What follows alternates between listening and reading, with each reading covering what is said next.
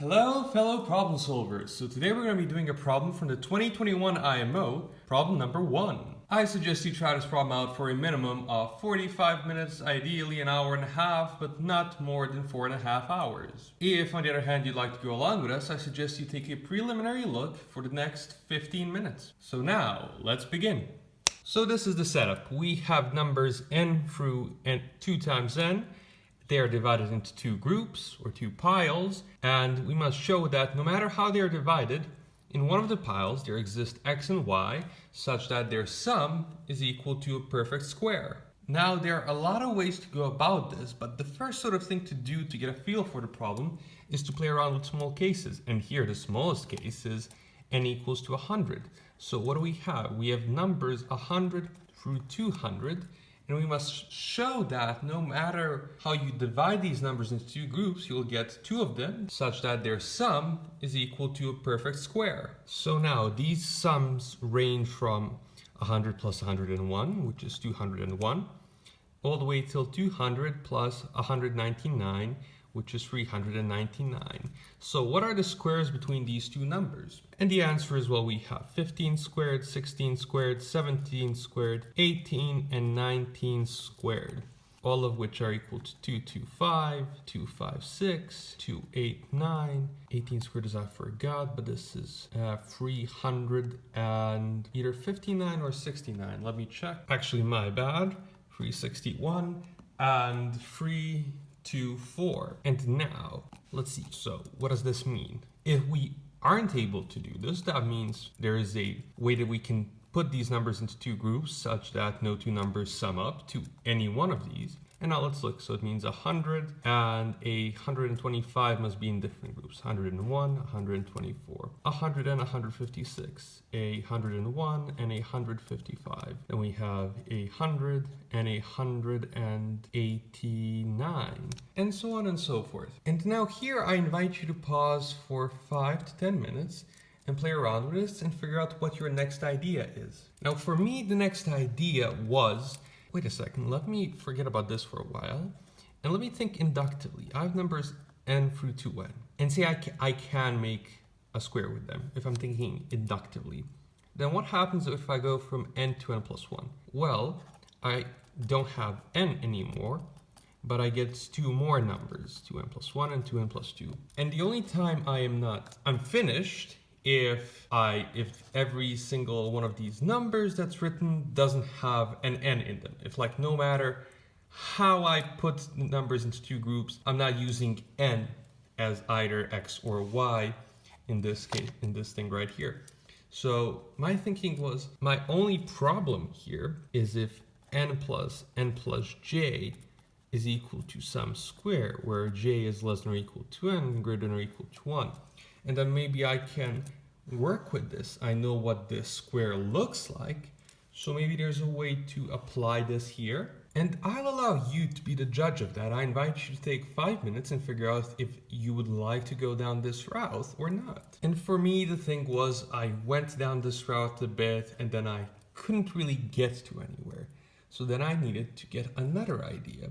So I took a step back and I said, okay, let's maybe look at the problem as a number 1 problem on the IMO. Let me ask yourself a simple question, which is, with these types of problems 1 and 4 at the IMO, is how would I finish the problem immediately? What would be enough? What would be a simple claim that would finish the problem immediately? And I invite you to take another 5 to 10 minutes and try to think about a simple claim, a hypothesis that you could try to prove. Here's my hypothesis. So we have these numbers, and my question was, what is the simplest contradiction we can get? What is the case that will give us a contradiction straight away?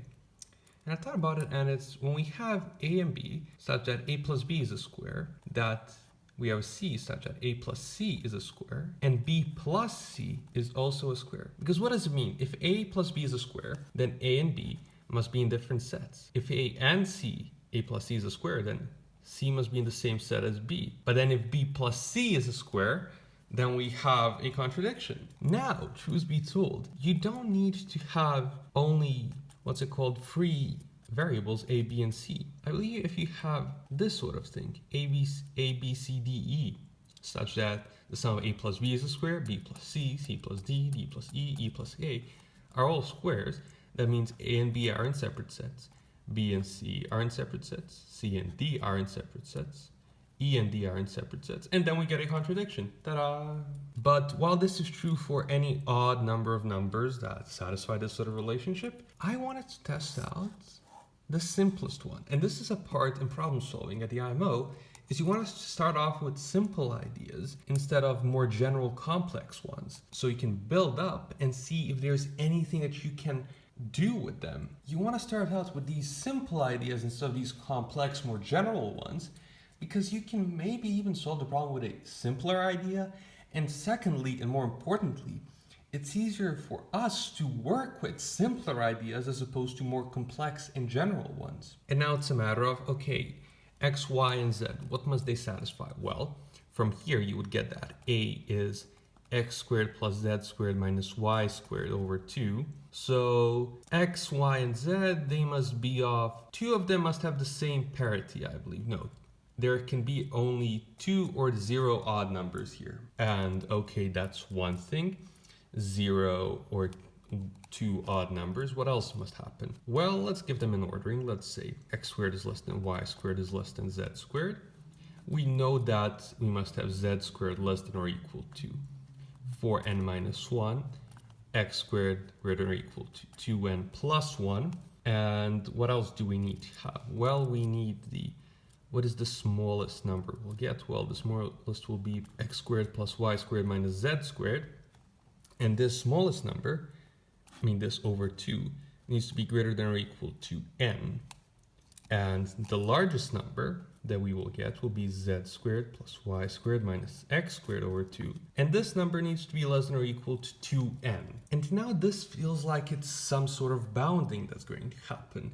And here what I wanted to do personally is I wanted to make sure that my thinking was correct, because I felt like I was close to the problem solution, to finish the problem. And to do that, I looked at n equals 100, and I was thinking, can I find x, y, and z such that this is actually true? And here I invite you to take another 5 to 20 minutes and try to play with this and maybe even finish the problem, but try to play with n equals 100 for 5 to 20 minutes. And for me, I actually found a mistake in my thinking once I played with n equals 100, because I assumed that it was enough for me to prove that z squared plus y squared minus x squared over 2 is between 2n and n, whereas in fact, I needed x squared plus y squared minus z squared over 2 to also be greater than or equal to n. And the way I found this out is I set a plus b to 15 squared, b plus c to 16 squared, and c plus a to 17 squared. And then what you get for the smallest number, which is in this case 15 squared plus 16 squared over 17 squared over 2, which is a, you get a is equal to 225 plus 256 minus 286 over 2. And this thing right here is equal to 100 plus 25 plus 56 minus 89 over 2. And given 89 is greater than 81, and we get this is 100 plus negative 81, negative 8 over 2, which is 96. So for 100, I figured out that I needed this to be true as well. And now with this, I figured in 100, I have a little bit of a problem. So how do I solve this problem? And also, can I finish? And if you haven't played around with the general case, I invite you to do that now for 5 to 10 minutes. And here's the next step. So this is how I set it up. I'm like, let's try to do consecutive numbers, because now the difference is what A, B, and C are. A is the smallest one, B is the second one, and C is the largest one. So we only need to look at what A and C are. And we need to make sure that A is greater than or equal to n. This is strictly less than C, and we need to show this is less than or equal to 2 times n. Actually, my bad, B is actually the smallest one. So yes, because A plus B, B plus C, yes, B is the smallest one. And now we need to show that B is greater than or equal to n, and C is less than or equal to 2 times n. A is between B and C. And now what is B? Well, b is this plus this minus this over 2, which is what? We have x minus x, so we are left with x. We have square roots of x minus 4 square root of x, so we have minus 2 square roots of x. And then we have 1 minus 4 is minus 3 over 2. And for c, we have it's this plus this minus this, which is we are left with 1x, we are left with 6 square roots of x, and we're left with 5, and all of this over 2. And now what we need to prove to sort of finish up is that x is odd, and x satisfies these relationships. So what are these relationships? Well, let's see. We have 2n needs to be less than or equal to, I just multiplied this by 2, needs to be less than or equal to, this is, let's say square root of x minus 3 times square root of x plus 1. And we need this to be true. And from this side, we need 4n to be greater than or equal to, so again, multiplying by 2. And this can be factored as square root of x plus 1 and square root of x plus 5. So now let's think in maybe the most general terms. And that's how I would proceed with this. I actually proceeded is, let's think in the most general terms here. So this will be true as long as the smaller one is, if I just make this all greater than some number t, and t, I just need t squared to be greater than or equal to 2n, i.e. t squared greater than or equal to 2n, t greater than or equal to square roots of 2n. So let me make the square root of x minus 3 greater than or equal to the square root of 2n. If this is true, then this is true. And here, if the square root of x plus 5 is less than or equal to 2 times the square root of n, then I have this thing right here is also true. And here I invite you to take 5 to 10 minutes and figure out if this is a path worth taking. So here's what I did. So we know x is a square. And for me, I wanted to explore this path more. So I need 2 square roots of n minus 5 be greater than or equal to the square root of x. And what I also need is this to be greater than or equal to what? The square root of 2 times n plus 3. Now, not any x doesn't work. Any x between, what's it called, the square root of 2n plus 1 and the square root of 4n minus 1. And if the square root of x is between these two, this does not necessarily work. And now it's a matter of seeing, what does this mean? And I invite you to take a minute or two and figure out, what does it mean for us to have this kind of x? Well, what it means is, if this number, if the square root of x is an odd number, then that satisfies this, then it satisfies these two relationships, which means that b and c satisfy this. And that means that a, b, and c are all natural numbers between n and 2n, so that means we are done. That means we have a, b, and c which satisfy this. And that means we cannot, that no matter how we put them into groups, at least 2 of them will be in the same group and we will be done. So that's what this means. Now, on the other hand, what does it mean for us to find? Like, what do we need to really find? Well, the answer is, I invite you to pause for a minute and figure out what the answer is. What do we need to find now? What do we need to do next? And the answer is that we need this to be an integer, and we need it to be an odd integer. Now, how many odd integers, or how many integers, first and foremost, are there between this number and this number, which needn't be integers? And a good way to really get this is to play around. Say if this is 10.8 and this is 7.5, how many integers are there between 10.8 and 7.5? Well, there's 10, there's 9, and there's 8. But how do we get this more generally? And how many integers are there between 8 and 10.8? Well, again, 10, 9, 8. And here, what this means, we take the floor of this number and we take the ceiling of this number. Because the ceiling tells us what? The ceiling is telling us, like this number right here, the ceiling is the smallest this square root of x can be. And this tells us the biggest the square root of x can be. So if this is the biggest, this is the smallest. We have this minus this plus 1 integers between them. And it's just like 10 minus 8 plus 1 integers are between 10 and 8. And now, what we need to really do is have an odd number here. And what's enough for us, if you're just doing this purely algebraically, is it's enough that we have two numbers. We have two consecutive numbers, integers, here, then we know at least one of them will be what? It will be odd. So now, how do we work with this? And when is this true, if ever? And the way I like to think about this is write this expression like this. The floor of some number A minus the ceiling of some number B. It needs to be greater than or equal to 1. We get the 1 here, and it needs to be greater than or equal to 1. How do we prove this? Well, what do we know about the floors and the ceilings? Well, we need to make this greater than or equal to something, and this less than or equal to something. And we know that the floor of some number x is less than or equal to x, and the ceiling is less than or equal to, the ceiling is greater than or equal to x, and we know this is less than x plus 1. So now we have something that b is less than, which is b plus 1, and something a is greater than, well, it's x minus 1. And actually not just greater, it's strictly greater than x minus 1.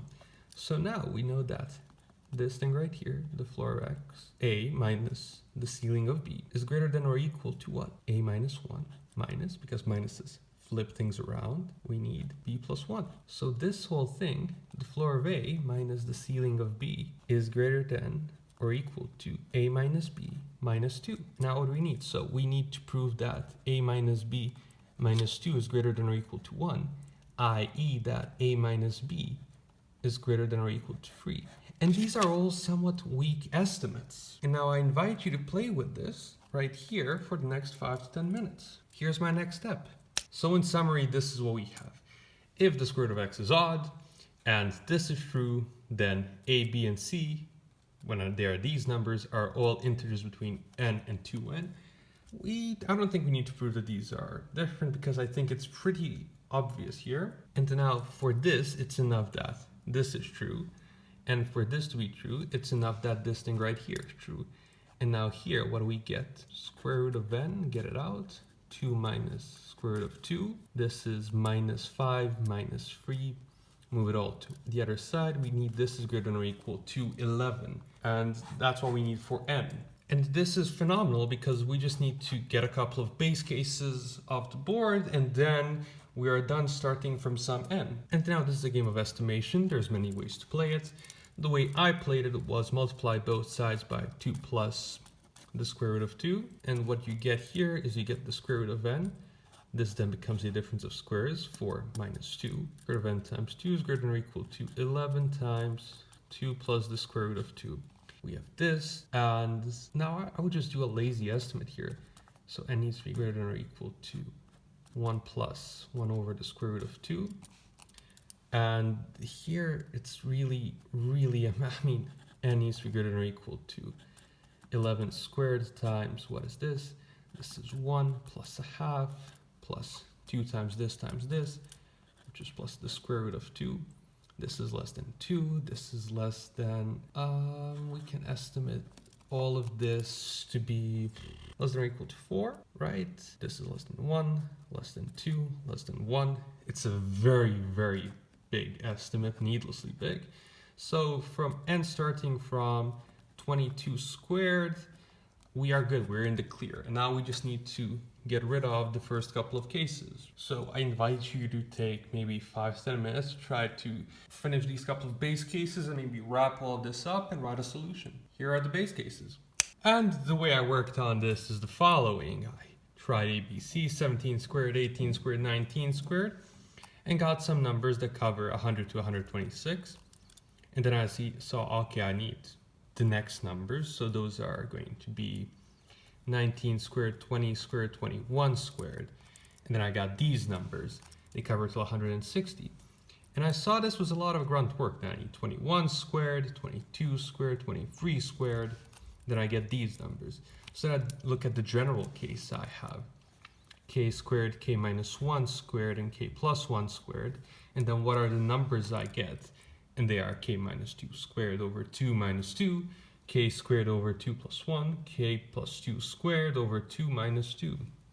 So that made this whole process a bit easier. I know if I have this number, then this is 3 minus this. If I have this number, then this is 3 plus this. So then it just made me need to calculate these numbers, the biggest ones. And with stupid estimates comes stupid work. And so what I did was I saw, okay, this is going to take a while. I would need to get to the number 22 squared, which is about 484. And that would be just a little bit more grunt work, which I didn't want to do. So I found a better estimate for 11 plus 1 over the square root of 2, which was because the square root of 2 is less than 3 halves due to 9 squared being less than 8. When you multiply these out and square them, you get this. So this is true. So that gave me a better estimate for this 11 squared times 1 plus a half plus the square root of 2 is smaller than 11 squared plus 1 plus a half plus 3/4, which is equal to 11 squared times 3, which is 363. A little bit less, still some grunt work. And now here, this finishes our base cases. And for n greater than this, we have the square root of n is greater than 11 times 1 plus 1 over the square root of 2. And if this is true, then what we have is that the square root of n times 2 minus the square root of 2 is greater than or equal to 11, i.e. what we have is what we needed before, which is that 2 square root of n minus 5 minus the square root of 2n plus 3 is greater than or equal to 3, i.e. this follows from this, and this here implies that the floor of 2 square roots of n minus 5 minus the ceiling of the square root of 2n plus 3 plus 1 is greater than or equal to 2, which implies there's an odd number x which satisfies our conditions, and that solves our problem. Now the solution you can write up yourself. You just need these base cases and then a write-up. And as always, thanks for problem solving.